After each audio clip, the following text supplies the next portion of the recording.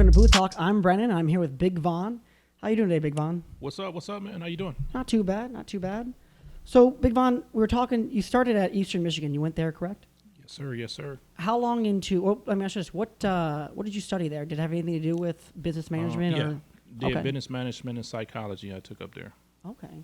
When, did you graduate from there? Sure did. Yeah. When did you, it was there, though, that you realized you wanted to go into the music industry, right? Yeah, when I first got out of high school, I was learning at the end about, hip hop and going into, that culture. So probably the 11th and the 12th grade. Okay. And then, going into college.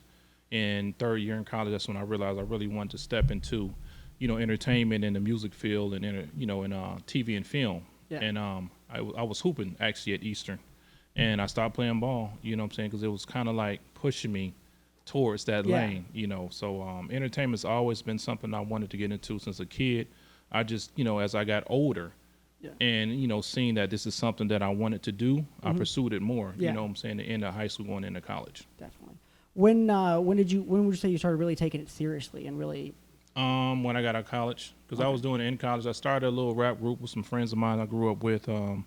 Guy named Darius, he had passed away. Rest in peace, Darius, and a guy named Ziggy from Kingston, Jamaica. And we had started a group, and I just felt like I was the biggest out of the group. And I'm like, nah, I don't want to do the rap part. I want to stay. I want to play the background and learn business management, learn, how to play instruments, how to produce, how to songwrite. And that's what I started doing. So I started a management company called Make It Happen Management, and I signed a few artists from here. And during this, I had ran into Proof. This one, D12 and Proof, and Eminem first was getting started back in 97, 96. And I ran into Proof, and Proof showed me more about the business. And I'm like, yo, this really intrigued me. I really wanted to pursue it a little bit more. Me and him became real cool. And I got a chance to hang out with Proof and D12. Where'd you meet Proof at? I had met Proof at St. Andrews. Okay. Yeah. Was he performing or were you performing? Yeah, they were downstairs in what's it called, the basement then, I believe. Yeah, they were in the basement, and I bumped into him, and I'm like, I love your work, man. And from there he was like, man, you got good energy, and we started hanging out like every weekend. I was with this guy, so he was showing me the ropes of the business. I looked up the Proof, and I wouldn't be doing this right now if it wasn't for him. So rest in peace, Proof. Good dude, man. Situation that happened to him at that time. I can't even really go back and think about it, but I'm really blessed, to be a part of what I'm doing today, and it was because of him. Yeah, just from the songs, that Eminem releases, you can tell that he's impacted a lot of lives. Oh yeah. What are some things that you learned from Proof about the business or about music? You can't do it on your own. You're always going to have a team. Teamwork makes the dream work. A lot of these artists today say they did stuff on their own or they came up together. You cannot do it on your own. I don't know who told you that. You're going to need somebody to help you regardless, whether it's a wingman, hype man, whether it's the producer. It's just about teamwork, period. I learned that from him. I learned to open your mouth. A closed mouth don't get fed. Right. I'm saying? That's another thing, too, he taught me. So those two things right there, and just all around, he was a cool dude, man. Like, everybody loved this guy. Yeah, that's what. Yeah. You know what I'm saying? So that's what really, pushed me to get into music more was Proof. And then meeting everybody in D12, then meeting Eminem. I finally got a chance to meet M. And when I met him, he had called me 1 mile eyebrow because I do have eyebrows that connect. So which was pretty funny, and everybody started calling me that. So my relationship began back then. Yeah. When they were, just getting started in the business. Okay. How did you meet the first artist for your management company that you started managing? It was an artist named Fu. He was from Southwest Detroit. Dope rapper, man. Dope MC. Fast with the words. Lyrically can slay anybody. And I met him at St. Andrews. You know what I'm saying? And I'm like, man, you dope as hell. He was doing a rap battle. Yeah. He was killing everybody that was going up against him. I'm like, I want to work with you. Introduced him to Proof. Proof started liking him. Yeah. Actually did a song. I got stuff on ADAT. I don't know if you guys remember ADAT with him and Proof, on 2 songs, and it was produced by Hella. Hella was another big producer out of Detroit, Michigan. It's been knowing Hella for about 20 years. He became very successful. You know what I'm saying? Yeah. So got a chance to put everybody together, and Fu was the first rapper that I started managing. Then it went over to Tone Tone, which is another rapper from Detroit. And then, working with Hella, and then working with a producer named Symphony. I stayed here in my city, and I wanted to bring people in on the business, showing them how to business, because for one, it's 90% business and 10% talent and music, and people don't understand it today. Really? You got to have the business and learn that Yeah. first. Okay. You mean what do you mean by the business? You mean like the getting your name out there? Yeah, getting your and, like, name out there, registering your name, copyrights, publishing, starting your company, making sure your songs is registered and copywritten. Yeah. BDS, your songs for radio, for streaming, and then, to be played on radio. So it's business first always, Yeah. before you can, because anybody can have talent. Anybody can get in front of a mic and say they sing, rap, or in a band, but you really want to know the business first before you get into the actual music business. Yeah. So you definitely have an eye for talent then. Oh yeah, all day. What are some things you look for when it comes to an artist that you maybe want to sign? Unique. They got to be unique. They got to be different. They got to have something that sets them aside from other talent that's already out there, especially if they're in the same field. If they're R&B singer, got to be something different about your swag, the way you sound, the way you write music, So I look for things like that. And then a go-getter, like, it's certain things that, a lot of people have an eye for, but I have an eye for talent and I have an ear for music. So I tell a lot of artists that hits me up in the DM or emails me and sends me their music. I use constructive criticism, and you got to today, because if you don't, I'm honest about it and I'm blunt about it. If your shit is trash, I'm gonna tell you it's trash. Go back to the drawing board, man. But you need to know that. You need to know where you stand. Yeah. And a lot of people don't do that. They don't tell them like, "Oh man, your shit sucks." I'm like, "It sucks, but let me help you. Let me help you mold it and become better, than what you're, where you're at right now." Yeah, definitely. Whenever I give a script to someone, I'm like, tear me to shreds. I need to know what's wrong with this, what's not working, what doesn't make sense to you, So I definitely get that. Who are some of your musical inspirations growing up? Oh, wow. Marvin Gaye, man. Ooh, James Brown. Oh, man. This list is so super long, man. Are there any that people would be surprised to hear? Not really, because today, I like all music. Yeah. I don't just like hip-hop. I'm not just a cultural diverse into the hip hop of today. I like all music, whether it's country, it's rock, you know what I'm saying? Because I have an ear for it. So good music's good music. Yeah, good music, good music, man. It feeds the mind, feeds the soul. So you can't just be stuck in one genre of music, So that list is that, I will be here for 10 minutes. I'll be naming off so many people, because a lot of people inspire me just, watching their growth in this business, So Prince, Michael Jackson, king of rock and roll, Elvis Presley. Like I can go on to Beyonce, a lot of names. People are like, what? Yeah, because it's music, man. Like you can't stay in one genre, man. Yeah, they all have something to offer. There's a time and place for all of them. Oh yeah, definitely. So you've worked with a lot of big names, though. I see. I got Ice Cube, Snoop, Eminem, LL Cool J, and Scarface. I think you mentioned in some other interviews. Well, I started off with Cube. Here's the thing. I'm wearing a shirt now that says, I don't know if you guys can see that. Let me tuck my chains back. Oh, I like that. See what that say, right? Yeah. Speak what you see. Speak what you seek until you see what you've said. Yes. A lot of things that I wanted to accomplish in my career, I spoke it into existence when I was younger. And as I got older, everything began to unfold. You know what I'm saying? So some of the time people don't focus on that. They don't have faith behind their words, and they don't speak it in existence. I'm a firm believer in that. I'm a firm believer in God. And prayer too. When you do things, when you accomplish certain things in your business, you got to have those things. And anybody that works with me know that. So speaking things into existence is big for me. And the artists that I work with, I spoke Cube into existence, because I used to say in my room, my mom would hear, "Shut up with all that noise. You're always talking about Ice Cube and Snoop." I'm like, "Listen, Mom, I'm gonna work with these guys one day." And just so happened it came to pass. I met Ice Cube down at the radio station in Detroit when Spud and Smiley was on the air. When I was think this? This was back in 2005. Okay. And he was down there and he was doing a tour with Mac 10 and Dub C and West Side Connection tour. Okay. And ended up pulling up, in front of the station. I was playing beats loud enough so when they come out they can hear it. I caught the attention of his DJ Crazy Tunes, rest in peace. He had passed. That was Ice Cube's DJ. Long friend, and got his attention. He came over and it's like, "Yo, man, them your beats." I'm like, "Yeah, this is my producer's beats." I was representing a producer then named Symphony. Okay. And he was like, man, yo, Cube, come check him out. You know, so when Cube walked over, Mac 10 walked over first. They were like, yo, you got some dope beats. I ended up giving a beat CD to Ice Cube. And I didn't get his number then, but I made a relationship with his DJ Crazy Tunes.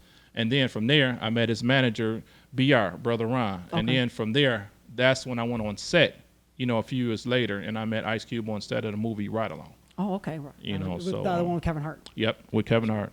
That's a good one. Do you make beats too? Yeah, yep.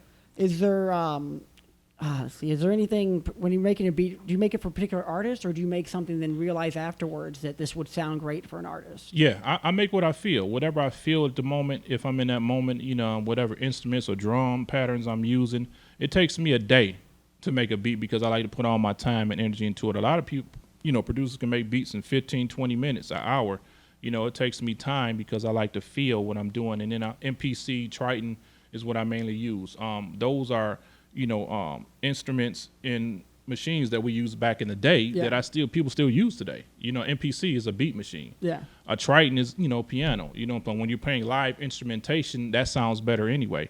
Versus today, a lot of producers, they use the software. Yeah. Cakewalks, Fruity Loop, you know what I'm saying?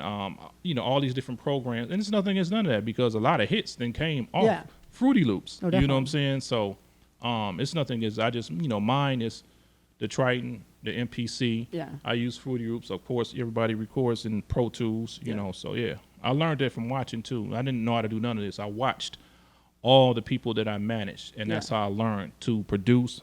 I learned to songwrite just by watching. I pick up on things easy. What, from working with all these names and there's all these people in the business, are there any habits or insights that you've picked up that you could share with us? Growth. I watched everybody grow from when I seen them as a younger kid up to now, and actually being able to work with them. It's growth. And, you know, you can look at that and tell when you see somebody that you want to work with so bad and you finally get that chance to work with them. So I think in any business, you know what I'm saying, you want to pursue growth and learn more in that business. And then, you know, by being in the music business, this is something that I think that I wouldn't know what I'll be doing outside of playing basketball if I wasn't doing this right now, you know. Yeah. So now you're starting to transition, though, to film and television. Yes. Is that true? Yes. And then learned that from Ice Cube, just watching him. You know, was on the set of like 1, 2, 3, maybe 4 of his movies. Mm-hmm. You know, just looking at behind the scenes, and the cameras intrigued me, the lights intrigued me, the actors intrigued me. So I'm like, yo, this is pretty dope. I think this is something I want to get into. So start picking up the pen and writing little stuff, little scripts and little things down, and, you know, to kind of add and just watching a little bit more from people that I'm working with. You know. Yeah. What are there any inspirations for film or any mentors in film? You mentioned you kind of following Ice Cube. Yeah, Ice Cube, Quentin Tarantino. What is his name? Who did The Irishman? Right on the tip of my tongue. Scorsese. Definitely. This dude is phenomenal in film. So, who else? It's at least a good 5 or 6, you know, but them right there, I think, you know. What's your favorite Tarantino film? All of them. All of them. That's a good answer. That's a good answer. Man, he's, like you say, I don't want to say he's weird, he's different. Yeah. You know, I mean, I told you I like different stuff. He's unique. Yeah, there you go. And that's what I look for in artists. So that's definitely something, you know, with him, Quentin Tarantino, you know, Martin, you know, Ice Cube. It's a few other ones too, but like a lot of the movies today, you know, they made classics, you know, so. Yeah. It's definitely like those 2 directors. You can really, you don't even, if they didn't tell you who directed it, you could tell. You know, you could tell just by watching. It wouldn't even take long. You know, almost just, I mean, Tarantino, you can almost tell with just the title cards. Yeah. When it comes up, you're like, oh, there's Tarantino. His stuff is so unique and different. Like, you would tell that right off the bat. Yeah. You know, and a lot of people can't catch it, but like, hey, I'm a fan of his work. And then Scorsese, the second narration starts, you're like, we're in a Scorsese film. So what are you working on for film and for TV? Any projects you got coming out? Yes, sir. Working on, well, I started, you know, as we were talking before, I started on a comedy movie. I started this process end of last year, until, you know, COVID hit in end of February. Yeah, man, when COVID hit, it drained everybody, and I didn't think that if I pursued it more, I'm like, I don't know if I would have had the right chemistry with all these actors, because everybody would have been a little fearful of, you know, COVID or catching everything. So I paused it. Yeah. You know, Don't and, want to force it. Yeah, I didn't want to force it. So I said, I'm going to pick it back up next year because I got a great cast. You know, and I casted for it. You know what I'm saying? Tiffany Haddish, DC Young Fly, Howard Davis, Michael Blackson, LeVar Walker. Who else? Myself, Jet Wavy. I know I'm missing the 2 other people, but some more. You know, comedy. You know, comedy movie. So I put it on hold until I get everything together. You know, with that until COVID kind of clears up, or we can move around. Outside of that, I'm working on a comedy show with comedian actor Jet Wavy from Atlanta, and we had started filming that already. We got a season of that in the can. Shout out to HD Fats, that's who shot that.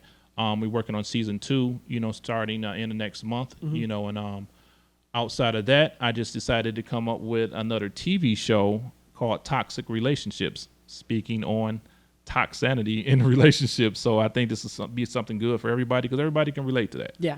You know, so just started that, you know, shout out to iMedia Films, you know, my guy Darius, he's going to be filming it along with Rogue Productions. And I think this is something that we're going to, you know, it's probably going to be a good look because people can relate to this, you know. No, definitely. Everyone's been in a toxic relationship, or everyone is currently in a toxic relationship if you're stuck at home right now. Hey, that's crazy because people are miserable, man, and they like, man, I got to go home again. Like, it's just certain stuff, and it's funny. See that face again? Yeah, it's funny, but like, you vowed to be in a relationship with this person, so you're going to see this person every day, no matter what. So you got to cherish moments, man, with people that you're involved with. You know, the person, you got to love that person, man, for who they are because you wanted to be with that person. Yeah. So you have to make the best of it. Yeah, there's got to be something there. Unless you're just going to divide and get a divorce or split up, one or the other. So it's going to be some toxicity in that relationship. So I thought, hey, let me come up with 10 topics and, you know, shoot a short series on it and see how this works. And it's going to be relatable because there's going to be stuff definitely that people see that's like, fuck. Yeah, man, I just did that with her. Oh, she just did this to me. And it's not going to be, it's going to be from both sides, the male and the female. Yeah. You know what I'm saying? I don't want the females bashing me because we shot a series where, oh, he was a wife beater. He threw me down the damn steps. He's a drunk. No, it's some shit that women do too. You know what I'm saying? To the man that causes certain things. And it's just, it's toxic. But what I want people to get out of this series is mend things and get back together, man. You know what I'm saying? Because life is short. You know, even though your relationship is toxic, it's always worth working it out. Yeah. You know what I'm saying? And you know, having God in it, you know, for one. So a lot of people don't understand. And I know some people don't believe in God. I do. You know, I'm very spiritual. So I want to put a touch of that at the end of, you know, the show just to let people know, like, yes, it's called toxicity, but like everything is not toxic to the very end. People could use that this year, you know. Yeah. Things are crazy, but things will end up okay. Yeah, yep, you know. Yeah. And you want to put that out. You want to put that energy out there. I'm a big energy person, so if a person's energy is not right, I can't work with them. I can't deal with them, man. I speak a lot of things into existence. I can tell just by sitting next to people if, hey, I'm gonna work with this person or this is somebody good to build with. Yeah, you don't want someone negative because they'll bring you down. And then it gets, it infects the whole crew and. Oh man, who you telling? Like because like that can spread like wildfire. All of us can be having a good day until somebody walk in and just do some shit, and we're just looking like, okay, who's gonna blow off at them first? Who's gonna do it? But like, you know, if you know your crew and your team and everything, like. We keep things professional, but you have days like that, and people just don't give a hell because they're going through hell. They want everybody to be in hell. Yeah, exactly. So I'm a big person on energy, and I just want anybody that I work with, you know, I want to be able to work with them in a good way and just spread good energy. You want to work with them. Yeah, definitely. Reminds me of when I worked at one of my first job was at Texas Roadhouse, and I was the line cook. And my trainer told me, he said, because they have a board up of every day they write the schedule out, who's working what position. And he said, Brennan, every day, the first thing people do when they get here is to look at that board. Who am I working with? Who's closing for me? Who's opening for me? Who's got my back? Who's on the other side? And he said, they're going to say one of two things every time they see your name. Fuck, Brennan's here.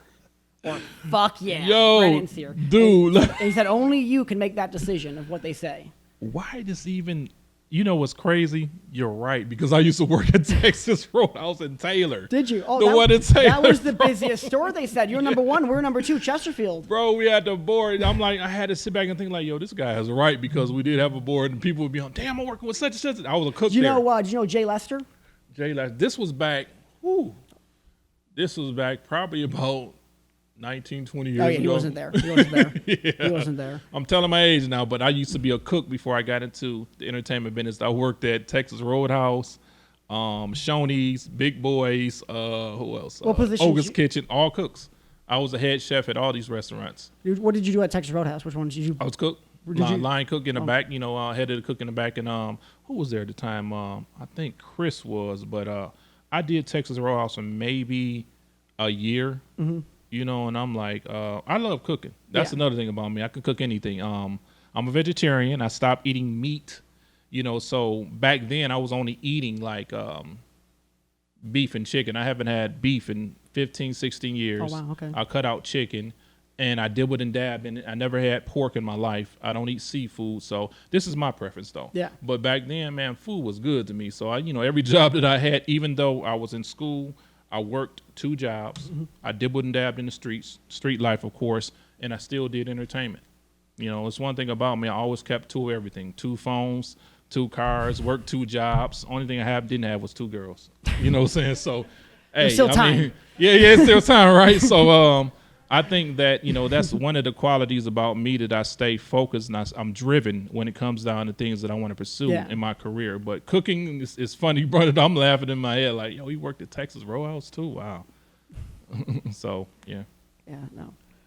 I've recently the quarantine has gotten me into cooking. I can't go out anymore. Yeah, shit, it got everybody into cooking. That's all you see on the internet now is people in the house cooking, and then just throwing stuff together. So some people wasn't even thinking about having a cooking show. Now they got one. Yeah, no, I've been on YouTube. That's why I learn everything on YouTube now. Yeah. And I've just been recipe after recipe, And that's the way you can learn things. I tell people, man, they'll call them and ask. I'm like, man, did you look it up or Google it? Go on YouTube. Everything's on there. Yeah. Anything you want to know is on YouTube. You now. can learn anything on YouTube at this point. Yeah. We're definitely getting there. So because you said you're working with Tiffany Haddish, and who are some of the like comedians that have inspired you or that you, I guess, enjoy listening to? Let me rewind back.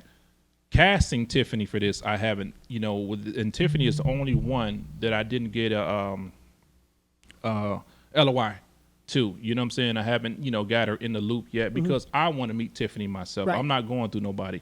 Everybody that I casted for this film, I met directly and have a relationship. Yeah. One thing about me is, and people got to understand this, it's not about the money, it's about relationships. Right. Relationships will bring you the money. Yeah. And they'll last longer. Yeah, and it'll last longer. You can be more successful when you have the right business relationship with somebody. Yeah. So, the people that I have in this movie, I've met everybody except for Tiffany and some more. Everybody else is like, okay, cool. And I got some of the LOIs from everybody too. But considering COVID and how this came until we had to stop everything. But yes, I just want to make that clear. So when people see this, like, no, Tiffany, I'm coming for you though, sweetie. Yes. Myself, I want to meet you directly. So, because a lot of people are like, man, I know Tiffany Haddish. I had to think like, okay, if the relationship got to be there. So she got to know you personally and to know you well. Yeah. To even tell about, hey, I got a guy that's working on a film. He wants you for the lead role. I said, bro, no, don't do it. It's because the timing is everything. Right. You know what I'm saying? Definitely. That's the thing. And I think God will align it, for me to meet her directly. Definitely. And if it happens, it happens. And if she accepts the role, then yeah, hey, we'll have Tiffany in this. But the way things have been going, I've met everybody and I got everybody down except for her and some more in this film. And I think just speaking into an existence is going to happen. No, definitely. I'd have 4 people approach me already. I know Tiffany, I was just with her. Sending me videos like they was just at a restaurant eating dinner with Tiffany in LA right now. My boy is out there. Yeah. And he was just with Tiffany Haddish, and I'm looking like I can just call him right now, FaceTime, and he's standing right next to her. But I just thought about like I'd rather do things myself and build that relationship. Yeah, make it more genuine, and more a stronger connection. Make it more genuine when it comes from you. You know, and when a person sees it, like, and they can see the excitement, they can see the passion. They'll be looking like, oh, y'all were just with your friend. Why you have him call him? I'm like, he wanted to do that. I just wanted to meet you myself. Yeah. So yeah. That's just me, man. I've been like that since I was a kid. Yeah. Nah. Watching everything. He invited me on the sets. Invited by Ice Cube? Yeah, invited on the sets and watched the whole thing. The scene with Kevin and I think this was the first ride along when he had the shotgun scene when he took the shotgun and shot and he fell back into the wall. The room where they shot that in, bro, it was smaller than this. Yeah, like really? It was from here to here. Movie magic. Yeah, that's I'm like, yo, how did but it looks like it's in a bigger room, but and it was like in where I mean, he shot it in Atlanta at Stone Gym Studio. That's where he did I think the last 4 or 5 of his movies. Well, the Ride Along franchise, he did in mine. The second one was in Miami and Atlanta, but most of the films was in Atlanta. So that's how I got a chance to actually come on set, and check out behind the scenes. Pretty cool. Oh, definitely. Definitely. Who are, because you mentioned, I saw that you were also a comic. Who are some comedians you look up to or would want to work with maybe one day? Definitely Kevin Hart. Definitely Eddie Murphy. Ooh, yes. Raw, delirious, fantastic. Oh, man. Yes. Gems. Definitely, man, that's another long list. Another long list. Yep. Jamie Foxx. He was great in Collateral. Ray, I loved Ray. Dana Cook. Who else? Oh, my guy. Happy Madison Productions. Adam Sandler? Man, one of my favorite. What's your favorite Adam Sandler movie? All of them. All of them? I got every last one of them. I even got them. I would just look at them on my YouTube in the car. I'll watch all his stuff. I think Adam Sandler is just, that's another guy. He like a Quentin Tarantino to me because Adam takes movies, even when they're not funny, like Click. Yeah. Whoever thought Click would turn out, like it would turn out. You know what I'm saying? Everybody thought it was just a anger management. They thought it was a straight comedy movie, but Click was, not Quick, but Click was kind of emotional to me. You know what I'm saying? No, definitely. So and you got something from it. So I love Adam Sandler, all his movies. Who else? Man. Burt Reynolds. Oh, okay. Do you also like Norm Macdonald's impersonation of Burt Reynolds? Yeah. There's 2 Burt Reynolds. Yeah. Oh man, right on the tip of my tongue. Like I said, we can go on with this. Let me think. Jim Carrey. Ooh, Jim Carrey. I want to see the Sonic. He looked like when I saw the commercial for the second trailer for the Sonic. Is this the cartoon? It was like mixed. There was the animated. He was Sonic was animated. Yeah. I will say watching the second one, the one they redid, I was like, man, this looks like vintage Jim Carrey. Yeah. Like he really it seemed like he was in his element, the mask and just Ace Ventura, fantastic. All classic movies, man. Yeah. All classic we're talking movies. about Adam Sandler, Billy Madison, man. Miss Lippy, And and that's what I'm saying, like having diverse, things that you like in his business, and plus I come from a mixed family too, so I just, I'm not culturized in one culture of things. You can bring all I'm that not into just your in art. hip hop. Like my mind is everywhere, so I'm thinking about something new all the time. Yeah. And people that I want to work with in the business. So yeah, it'll be a joy to work with Jim Carrey and Adam Sandler. Like 2 of my favorites. All right, Big Von. We're running out of time here. Where can the people find your stuff?